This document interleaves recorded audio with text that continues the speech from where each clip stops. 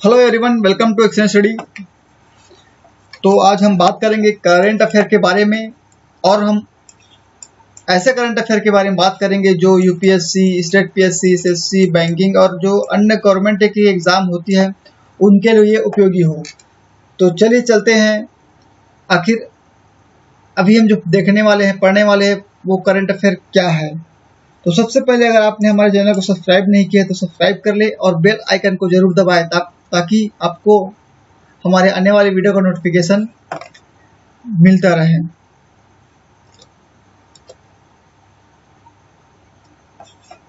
तो हम चर्चा करेंगे जो नागरिकता संशोधन अधिनियम 2019 जो पारित हुआ है उस संबंध में देखेंगे कि यह जो नागरिकता संशोधन अधिनियम है इसके अंतर्गत ऐसे क्या क्या प्रावधान है, और जानेंगे कि जैसे कि इसका जिस समय ये पारित हुआ था उस समय देश में इसका विरोध हुआ था, और ये यहाँ तक कि जो केरल राज्य है उन्होंने इसके खिलाफ, मतलब इसको राज्य में लागू नहीं करने के खिलाफ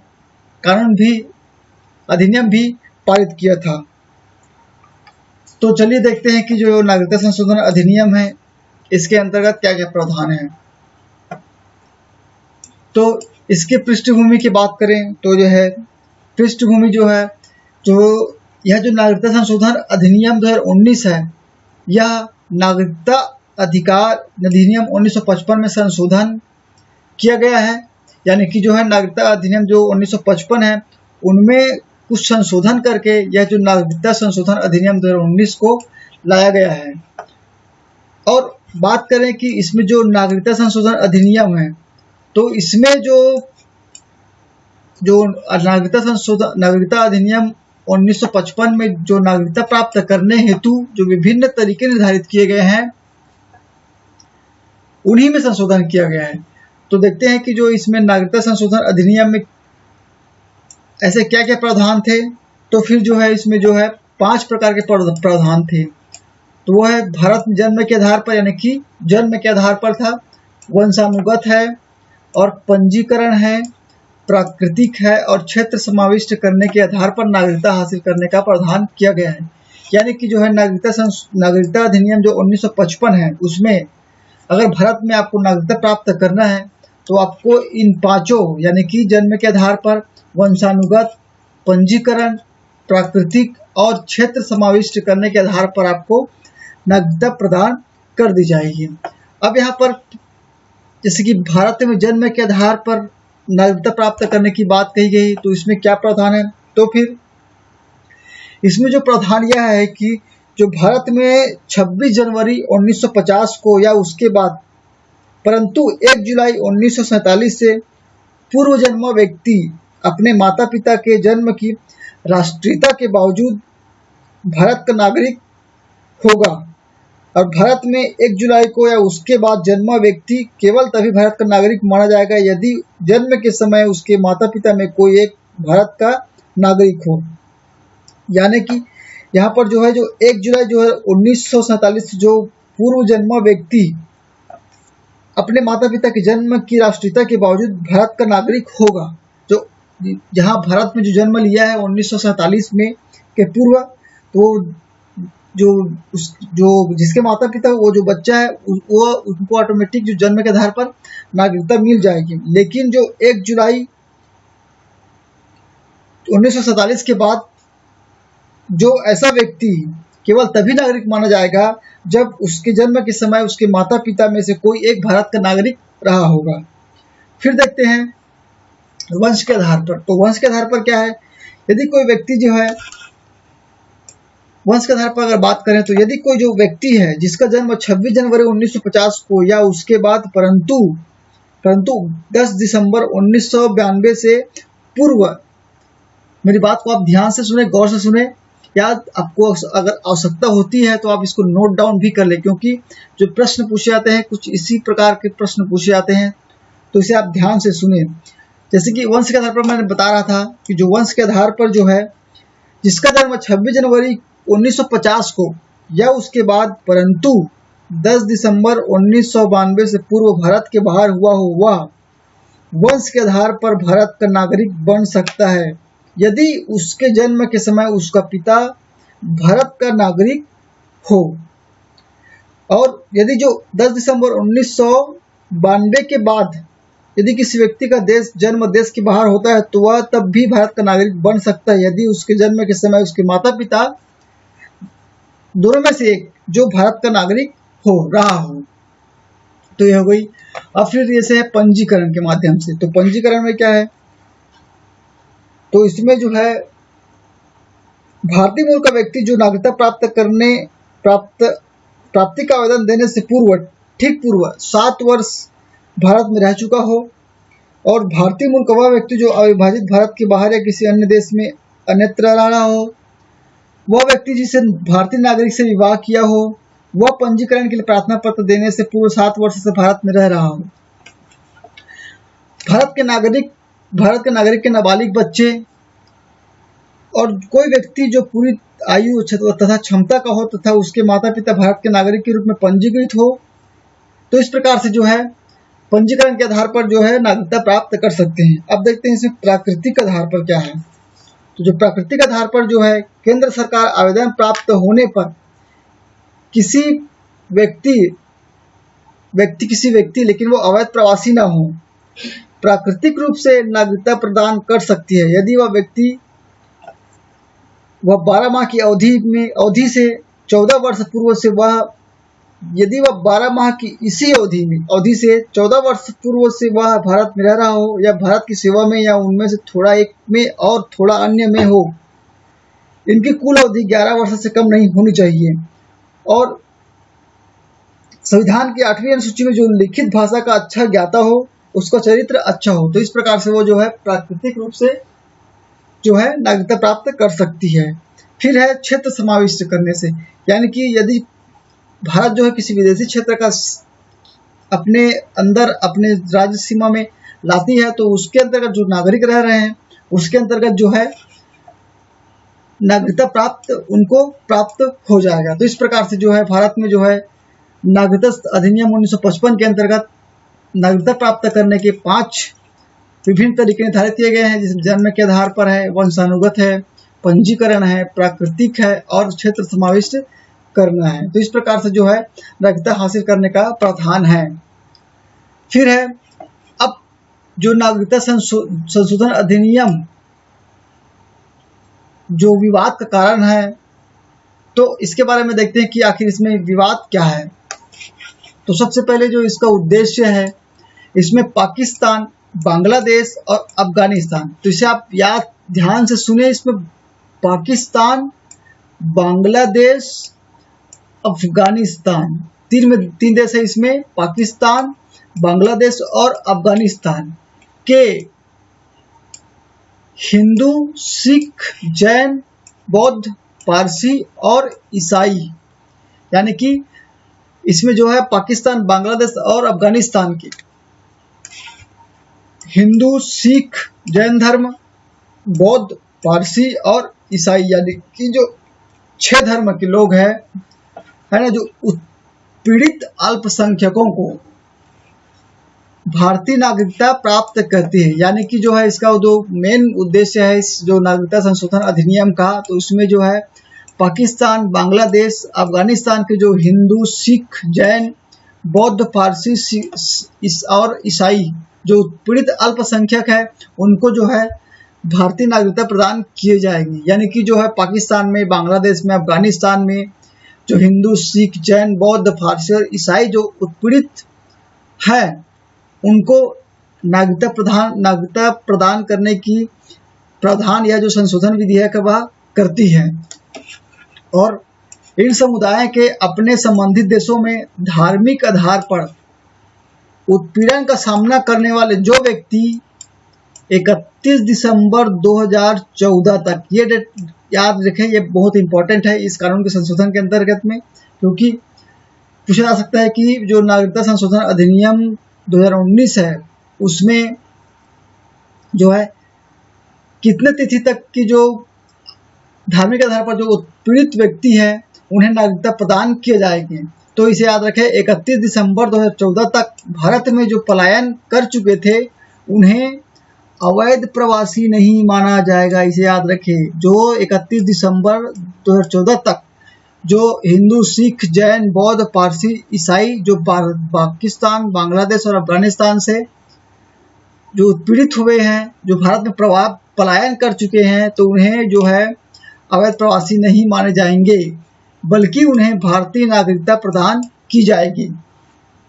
फिर है इसके अन्य प्रावधान के अंतर्गत जो है केंद्र सरकार कुछ आधारों पर ओवरसीज सिटीजन ऑफ इंडिया के पंजीकरण को भी रद्द कर सकती है। तो यहाँ पर जो है ओवरसीज सिटीजन ऑफ इंडिया ये क्या है? तो यहाँ पर जो ओवरसीज सिटीजन ऑफ इंडिया जो है OCI जो है, यह नागरिकता अधिनियम 1955 के जो प्रवासी भारतीय नागरिक रूप में दर्ज कोई व्यक्ति है, इसके अंतर्गत शामिल है। और यह जो योजना है यह जो है 2005 से लागू है। तो इसे याद रखें, ये भी बहुत इंपॉर्टेंट है। और इसमें यदि आवेदक जो है OCI सिटीजन ऑफ इंडिया जो है, इसमें क्या प्रावधान है, जो पाकिस्तान या बांग्लादेश का नागरिक है तो उसे इस योजना के अंतर्गत OCI प्राप्त करने का अधिकार नहीं होगा। और इसके अंतर्गत कुछ प्रावधान भी है, जैसे कि इसमें जो है भारत में जो रहने के लिए स्थानीय पुलिस क्लियरेंस छूट प्रदान की जाएंगी इनको। और यह कृषि एवं बागान स्थापना को छोड़कर अप्रवासी भारतीयों के समान आर्थिक, वित्तीय, शैक्षिक एवं अन्य सभी प्रकार की सुविधाएं इनको मिलेगी। और फिर है इसमें जो है जो ओवरसीज सिटीजन ऑफ इंडिया है, तो इसमें जो राजनीतिक अधिकारों में कोई समानता नहीं होगी, यानी कि जो OCI कार्ड धारक व्यक्ति होंगी उन्हें राजनीतिक अधिकारों में कोई समानता नहीं होगी, यानी कि वह यहाँ के जो चुनाव है वहाँ पर भारत में जो चुनाव होते हैं उनमें चुनाव वो नहीं लड़ सकते। और यह जो कार्ड धारक है वह पूरा जीवन बिना वीजा के भारत की यात्रा कर सकता है। और इसमें अगर देखें तो पर्वतारोहण, मिशनरी, शोध कार्य एवं प्रतिबंधित क्षेत्रों की यात्रा को छोड़कर अन्य सभी कार्य कर सकते हैं। इन क्षेत्रों के लिए किसी की विशेष अनुमति होती है। तो इस प्रकार से जो है OCI जो अधिनियम के अंतर्गत जो OCI कार्ड सिटीजन का ऑफ इंडिया कार्ड धारक जो व्यक्ति है के पंजीयन को भी कुछ आधारों पर, उल्लंघन के आधारों पर रद्द कर सकती है। तो इस प्रकार से जो है मैंने यहाँ पर जो है आपको ओवरसीज इंडिया क्या है और इसके अंतर्गत जो ये कार्ड धारक होते हैं इसको क्या क्या सुविधाएं मिलती हैं भारत में, तो इसको भी आपको बता दिया। तो इसे आप एक बार में समझ नहीं आए तो बार बार सुने। फिर आगे बढ़ते हैं, इसके और क्या जो प्रावधान है नागरिकता संशोधन अधिनियम 2019 में। तो फिर अब यहाँ पर कुछ अपवाद हैं, यानी कि जो भारत की संविधान की जो 6ठी अनुसूची है में शामिल होने के कारण यह अधिनियम जो है त्रिपुरा, मिजोरम, असम और मेघालय के आदिवासी क्षेत्रों पर लागू नहीं होता है। तो दोस्तों मैंने इससे पहले मैंने जो 6ठी अनुसूची के अंतर्गत जो कौन कौन राज्य शामिल हैं और उसके अंतर्गत जो इस राज्य में जो इस सूची में जो शामिल है राज्य हैं उनको क्या क्या प्रावधान है और इससे अंतर्गत जो राज्यपाल को क्या अधिकार है, तो ये मैंने विस्तार से बताया। तो 6ठी अनुसूची के बारे में आप वो वाला वीडियो भी आप देख सकते हैं। तो यहाँ पर जो है क्या बोल रहा है कि जो नागरिकता संशोधन अधिनियम है वह त्रिपुरा, मिजोरम, असम, मेघालय यानी कि जो 6ठी अनुसूची के अंतर्गत आने वाले जितने भी राज्य हैं उसमें यह लागू नहीं होंगे। भले ही उसमें जो है उत्पीड़ित हिंदू, सिख, ईसाई, बौद्ध और जो है के लोग, जैन धर्म के लोग वहाँ भले रह रहे हों, लेकिन इस क्षेत्र में उन्हें यह सुविधा प्राप्त नहीं होगी। तो इसे याद रखें कि 6ठी अनुसूची जो राज्य में कौन शामिल है और कौन कौन सा राज्य शामिल है। फिर देखते हैं इसके अलावा जो है बंगाल ईस्टर्न फ्रंटियर रेगुलेशन 1873 के तहत अधिसूचित इनर लिमिट के अंतर्गत, यानी कि जो है इनर लिमिट के अंतर्गत जो आने वाले क्षेत्रों में भी इस अधिनियम के दायरे से बाहर होंगे। यानी कि जो ये बंगाल ईस्टर्न फ्रंटियर रेगुलेशन 1873 के जो अधिनियम है, इसके तहत जो अधिसूचित किए गए थे, इसके अंतर्गत जो है एक इनर लाइन परमिट होता है, जो एक हमारे ही देश में भी ये यात्रा करने के लिए वीज़ा के समान माना जाता है। और यह जो इनर लाइन परमिट है, इसे राज्य सरकार द्वारा सीमित समय के लिए लागू किया जाता है। और यह भी जो इनर लिमिट है, तो अभी इसका नाम जो है इनर लाइन लिमिट हो गया है, इनर लाइन परमिट हो गया है। तो फिर इसमें जो है अरुणाचल प्रदेश शामिल है, नागालैंड शामिल है, मणिपुर शामिल है, और इसमें जो है मिजोरम शामिल है। तो इसमें बीच जो है 4 राज्य शामिल है, और हाल ही में जो है मेघालय इसमें शामिल होने के लिए मांग कर रहे हैं। तो इस प्रकार से जो है अपवाद स्वरूप जो नागरिकता संशोधन अधिनियम जो लागू नहीं होंगे, वो 6ठी अनुसूची वाले क्षेत्रों में लागू नहीं होंगे। और जो बंगाल ईस्टर्न फ्रंटियर रेगुलेशन 1873 के तहत जो अधिसूचित क्षेत्र है, यानी कि जो इनर लाइन परमिट जो क्षेत्र है, उसमें यह लागू नहीं होगा। तो इस प्रकार से यहाँ पर जो है नागरिकता संशोधन अधिनियम 2019, इसकी पृष्ठभूमि क्या है या कहाँ से आया है, इसके बारे में हमने चर्चा कर ली है। फिर यहाँ पर जो है इसके अंतर्गत जो है कौन कौन देश से आने वाले और कौन कौन से जो समुदाय हैं उन्हें यह प्रावधान किए जाएंगे, और उन्हें कब तक की जो भारत में जो आने वाले उत्पीड़ित है, पलायन करने वाले जो व्यक्ति हैं, उनको नागरिकता प्रदान की जाएगी। और इसमें और जो क्या अधिनियम के जो उल्लंघन करने पर उसको क्या सजा हो सकती है, ये प्रावधान इसमें किए गए हैं। और फिर जो है अपवाद स्वरूप जैसे कि 6ठी अनुसूची में ये लागू नहीं होंगे, और जो इनर लाइन परमिट जो एरिया वाले जो राज्य है वहाँ भी ये लागू नहीं होंगे। अब फिर देखते हैं कानून से संबंधित मुद्दे यहाँ पर। तो यहाँ पर जो है विशेषज्ञ हैं, उनका मानना है कि यह जो कानून है, यह संविधान के मूल सिद्धांतों का उल्लंघन करता है। यह धर्म के आधार पर जो है अवैध प्रवासियों की पहचान करता है, और यह जो कानून है स्थानीय समुदायों के लिए एक जनसांख्यिकी खतरा समझा जा रहा है। और जो धर्म के आधार पर जो अवैध प्रवासियों को जो नागरिकता का पात्र निर्धारित किया गया है, यह भी विवाद का मुद्दा है।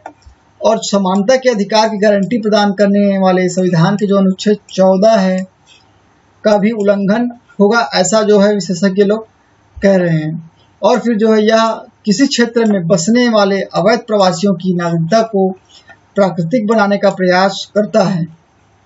फिर किसी भी कानून के उल्लंघन करने पर ओसीआई पंजीकरण को रद्द करने की अनुमति भी दी गई है। और यह व्यापक आधार है जिसमें मामूली अपराधों के सहित कई प्रकार के उल्लंघन शामिल हो सकते हैं। तो इस प्रकार से हमने यहाँ पर विस्तार से चर्चा की है कि जो नागरिकता संशोधन अधिनियम है, वह नागरिकता अधिनियम 1955 के तहत नागरिकता संशोधन अधिनियम 1955 में संशोधन करता है। और इसमें जो नागरिकता संशोधन अधिनियम है, उसमें जो 5 प्रकार के आधार है दिए गए हैं। जन्म के आधार पर वंशानुगत है, पंजीकरण है, प्राकृतिक है, क्षेत्र समाविष्ट करने पर है। फिर उसी प्रकार से जो है यह जो नागरिकता संशोधन जो अधिनियम 2019 है, उसमें जो प्रावधान है, तो इसमें जो है पाकिस्तान, बांग्लादेश और अफगानिस्तान के जो उत्पीड़ित अल्पसंख्यक जैसे कि हिंदू, सिख, जैन, बौद्ध, पारसी और ईसाई को नागरिकता प्रदान करने का प्रावधान है। और ये जो उत्पीड़ित अल्पसंख्यक है, पाकिस्तान, बांग्लादेश और अफगानिस्तान से आने वाले, पलायन करने वाले ऐसे व्यक्ति जो 31 दिसंबर 14 तक भारत में पलायन किए हैं, उन्हें नागरिकता प्रदान की जाएगी, यानी कि जो है उन्हें अवैध प्रवासी नहीं मानी जाएगी। और जो है केंद्र सरकार कुछ आधारों पर जो है जो ये प्रवासी जो भारतीय हैं, इन्हें इनके पंजीकरण को रद्द कर सकती है। फिर अपवाद स्वरूप यहाँ पर अगर देखें तो अपवाद स्वरूप जो है यह जो नागरिकता संशोधन अधिनियम 2019 है, वह 6ठी अनुसूची में शामिल जो राज्य हैं जैसे त्रिपुरा है, मिजोरम है, असम है, मेघालय है, इन क्षेत्रों पर लागू नहीं होंगे। इसके अलावा जो है या बंगाल ईस्टर्न फ्रंटियर रेगुलेशन 1873 के तहत जो अधिसूचित इनर लिमिट यानी कि जो है अभी वर्तमान में जो है इनर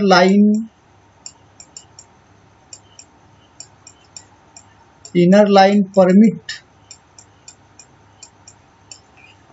के अंतर्गत जो क्षेत्र जो राज्य आने वाले हैं इसमें अरुणाचल प्रदेश है, नागालैंड है, मणिपुर है, मिजोरम है, इनके तहत भी ये लागू नहीं होगा। फिर इस प्रकार से हम देखें कि जो है कि देश में इसका किस प्रकार से विरोध हो रहा है, तो ये जो है इसके जो कानूनी मुद्दे हैं, जो संबंधित मुद्दे हैं, ये कारण है। तो इस प्रकार से थैंक्स फॉर वॉचिंग।